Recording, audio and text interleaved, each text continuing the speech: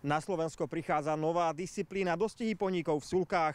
No a nám už tu definujú jednotliví účastníci. Starší priaznici jazdeckých športov teraz určite spozornili, veď toto predsa poznáme. Klusácky šport má u nás skutočne 150-ročnú tradíciu, ale posledné roky boli mimoriadne ťažké. Dospelácké preteky u nás neboli už takmer 4 roky, lenže teraz sa zdá, že nám na štart priklusala nová generácia. Čakali nás malé koníky, malí jazdci a veľké preteky. Kora a Megy, Zuzka a Miňa. Na štart sa napokon postavilo 5 poníkov a detí. Zastávka dole a bolo odštartované. Hoci to na prvý pohľad vyzerá veľmi jednoducho, až také jednoduché to nebude. Presvedčila sa o tom aj jazdkyňa, ktorá predsvalala cieľom na prvej pozícii.